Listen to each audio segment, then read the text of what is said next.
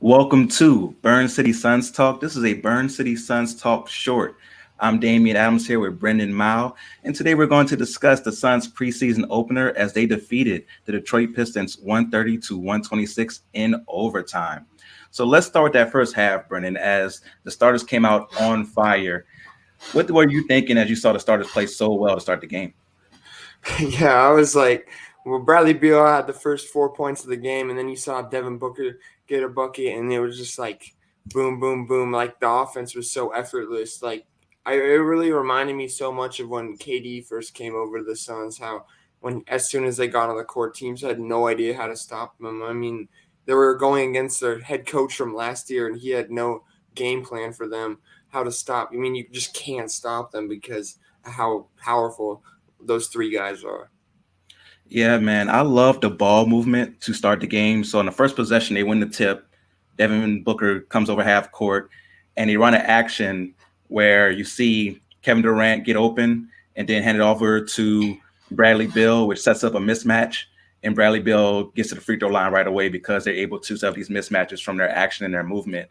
I also loved how much they were able to get in transition and get the ball out quickly. On Bradley Beal's first basket, you saw that they got the ball by half court with no dribbles. Just pass, boom. Bradley Beal got the ball. Detroit has no chance to set up. Bradley Beal gets to the mid range. It's buckets. So I love what I saw from them. They were just so hot. And when you have three stars like that are all shooting well, it just gives you a scary preview of what could come for this Suns offense. Yeah, and just going to Bradley Beal, I mean, you look at his stat line, like he was doing it all because, like we've said before, he's now their point guard too. So you see those three assists are really key too. That he was able to do that, and just it was today they had really no point guard that would be like their main guy because Jordan Goodwin wasn't playing. He'd be the guy coming off the bench. So you saw sets where Bradley Beal took the ball up or Devin Booker took the ball up. It really didn't matter, and I think that's really a preview of how this offense is going to operate. Yeah, we've seen it before. In training camp, Frank Vogel said it's very safe to assume that this team is positionless. And that's something that you saw in this game where Kevin Durant could bring the ball up, Booker could bring the ball up, even Okogie can bring the ball up, and they can run their offense with those guys starting it, but then it can end with any of those guys taking the last shot or taking a shot of that possession. So this team definitely has a versatility to it that's scary. And that's what we saw in that first quarter. When they got to that 14-2 run to start the game, it was about their versatility and also their defense. Yeah, and it's just like they really have no holes in their offense because I mean, like before when you didn't have Bradley Beal, you could leave someone open and then just like rotate, but you can't do that now. And I think I saw Josh Okogie do a good job of that in the first quarter. Just when they're leaving him open, just attack the basket because they're Yeah. giving you all that space, and he's strong enough to do that. And I think that's we're gonna go into it, but I think that's something that could give him the nod for the fifth starter spot. Yeah, no, he definitely did a good job of attacking closeouts. And that's what's going to be the key for the role players that are playing outside of Bill, Booker, and Durant is when those guys get the open shot. Of course, defenders don't want to give up the open three. So you have to know when to attack and how to attack those closeouts. And like you said, be strong when they close out like that so that you can get the contact and finish at the rim. Yeah, and another guy that really stood out today was a birthday boy and Grayson Allen today. You can see here he had 18 points, 3 rebounds, 3 assists, 2 steals. He had the highest plus minus on the team too at plus 22 off the bench. So he made a really good case for himself as the fifth starter as well. So it was just overall like their whole team from top to bottom played well until that second half. But really in the first half, you could see that they were just operating seamlessly with whoever they were putting on the floor next to the big three. I think it's really when they subbed out the big. It's like when they're in the regular season, one of the big three is always going to be on the floor, so you're not going to see that much disparity in play during the regular season. Yeah, during the first half, I thought we saw maybe a preview of their real rotation as the first subs that came in were Grayson Allen and Eric Gordon, and they came in for Bill and Okogie. So I think that it may be a preview of what we see in the regular season. But like you said, that fifth start hasn't been decided yet, or at least as far as we know, hasn't been decided yet. Maybe Frank Vogel's keeping that close to the vest, and we'll find out. Maybe we won't find out until the regular season. But Josh, or I was about to say Josh, I watched football earlier today, excuse me, Grayson Allen. He is somebody who has definitely made his case because when you watch this game, usually plus minus doesn't tell the whole story, right? Because there's so much that goes into it. Depends on who you're playing with and who you're playing against at the time. And maybe another person on the floor is hot during that time, and that could affect your plus or minus. But with his plus minus is definitely right and direct with what he did during the game. That third quarter, the third quarter, they played pretty well. They got to a great start in that third quarter, and that was behind the play of Grayson Allen. So his shooting and his decent defense definitely makes a good case for him to be that fifth starter. Yeah, and I thought another interesting thing today that the Suns did, which I was not expecting, was Yuta Watanabe coming first off the bench at the wing spot over Keita Bates-Diop.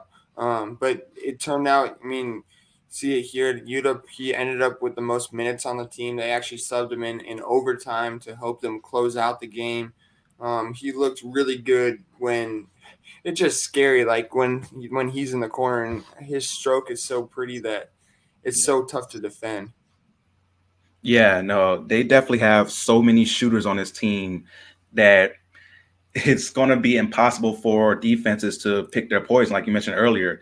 Last year, you had your chance to be like, okay, we're going to lay off of this guy. We're going to sell for this guy. You know, if you ever played basketball, you might hear somebody say, oh, that guy's self-checked, or he's with us. You might hear something like that. And that's how they were treating some of the role players last year. Like, oh, he's with us. We ain't got to worry about him. He's not going to make it. They can't do that this year against this team. And you saw that in the first three quarters for sure. Yeah, I mean, were there any? I mean, we're talking about the positives, but were there any negatives that stood out to you today? Well, of course, the fourth quarter. And it's funny because I was writing an article for BurnCitySports.com, you know, just recapping the game. And I started off the title was Suns dominate Pistons in preseason opener. And then as the quarter kept going, it was like, okay, Suns outlast Pistons in preseason opener. And then it turned into Suns need overtime to defeat Pistons in preseason opener. So it shows you the different stages of what happened in that fourth quarter. Now, some of those players won't be playing on the team, won't be even on the team that were playing in the fourth quarter. That's something that, you know, unfortunately has to happen with the roster being finalized. But in that fourth quarter, you saw the Pistons defense really be able to lock down the Suns and get a lot of points in transition off of that. And they also got a lot of points in from three-point range. That's how they got back to the game with multiple three-pointers, especially towards the end there of the regulation, where they're able to get three-pointers and force overtime. Now, the positive out of that was in overtime, the Suns got together. They were able to manage their emotions and keep their composure and win in overtime by playing good defense. And you mentioned Yuta earlier. He came through with a big bucket in overtime. Also, Keon Johnson, came through with a big bucket as well, or a big few buckets in overtime as well, as he's trying to vie for one of those final roster spots. Yeah, for sure. And it was just like you said, it's hard to judge that fourth quarter because the Pistons had some of the rotation guys out there just because Yeah. they're young guys and they wanted to get them in the flow of things. So they were really their guys that were on the floor were better than the Suns, but still they allowed like 9 unanswered points in the last minute and 20 seconds to allow them to tie the game. So that was I can't imagine that Frank Vogel was happy with that fourth quarter at all. Oh, not at all. No, I'm pretty sure the players who were playing in that fourth quarter heard about it in the locker room for sure because it's preseason, so you don't want to play overtime in preseason. It's probably one of the the unwritten rules of preseason, unless you're trying to make the team. Like if you're one of those guys in Detroit that's making those plays, that's trying to make the team or get more minutes. Of course, you're like, okay, let me try to force overtime. Let me try to get more tape out there, even if it's not for this particular team. Another team may see it and pick me up. So, of course, for the players, it may not be the worst thing in the world. But for the coach, he's like, yeah, we were up. We were controlling this game. It looked like it was over. And next thing you know, we lose the fourth quarter by 20 points. The Pistons outscored the Suns 38-18 in that fourth quarter. So you definitely don't want to see quarters like that because that's just one-sided dominance against you. So I'm pretty sure Vogel was not happy about that. Yeah, and then just going back to that first quarter because I think that's what really the highlight of this game was for the Suns. It's just like I think Grayson Allen said after the game, like you should probably expect more quarters like that for the Suns all season, just because of how dominant they are. Um, but I think one problem in that first quarter was Yusuf Nurkic. He had 3 fouls in the first 7 minutes. I mean, I know he wasn't playing that much, so he probably didn't really care if he got fouls or not. But there was multiple times when he went up for a rebound and then just tipped it right to the Pistons. He only had he didn't record a rebound until 6 minutes to go in the first quarter, even though he had multiple opportunities. Yeah, that's a big thing right there. That's a big thing. We've talked about that before on the first episode of Burn City Suns Talk, where I told you that Nurkic needs to be a big time rebounder for this team to win. It's kind of the most underrated part of defense is rebounding, because that's how you end the possession. If you're not able to get defensive rebounds, you're giving teams second and third chances. That's going to make your defense worse, because eventually that team's going to score. This is NBA. No matter who you're playing, it's the NBA. They're going to have players who are going to score in those second and third chances. So Nurkic definitely has to be a very good rebounder to great rebounder for this team to win. And there's also a lot of plays where he was the protector at the rim as somebody drove in and they're able to get a layup right around him. He has to be able to affect those shots. Now, even if it's not a block, you don't have to get a million blocks, but you have to affect shots at the rim. Players have to have some type of fear going in there. And if they don't have that type of fear, it may be some long nights for the Suns when it comes to their defensive end. Yeah, for sure. And I thought, just going off Nurkic, I thought he did a better job in the second half in the second quarter offensively. They've talked about it in training camp this past week of how good he is at setting screens, and that was really on display. It's like he set the screen and then he gets positioned on the inside man right below the basket, and it's just an easy layup every time. It doesn't matter if the guy's defending him well because he's so strong. So I think that's something that he brings to the table that's different from Ayton, what I saw today. Yeah, now he's definitely a big, strong dude for sure. And that's something that comes in handy when you have players who work well off of screens. Bradley Beal, Kevin Durant, even Grayson Allen today. We saw Grayson Allen work very well off of screens today. So when you have players who work well off of screen and rolls, that's definitely a good mindset to have and a good skill set to have. Also, Drew Eubanks is a very good screen setter. That's something I saw today. He got a foul that wasn't really a foul. That was a solid screen that he set there on the one day he got called an offensive foul on. The player got hit. It was a legit hit because Drew Eubanks is a big dude, but he was standing still. If you're standing still and you run into me, that's on you. Like, your teammate's supposed to call it out, right? That's one of the first things you learn in basketball is communication. Hey, a screen is coming. Watch out to the right. Watch out to the left. To make sure your guy doesn't run into the screen like that. So the referees can't bail him out like that. I didn't like that. Like, don't bail him out just because he fell down. His teammate didn't call it out. But with all that being said, you got two very good screen setters in your centers there in Nurkic and Eubanks. Yeah, for sure. And they have that dynamic already of chemistry and playing off each other because of Portland last year. They both played in there, Portland. And I think, Eubanks had 7 points and 8 rebounds today. So he had a really big game off the bench. And I think you might see in the playoffs, if he's playing better, you might get the nod over Nurkic sometimes just because of his defense. Okay.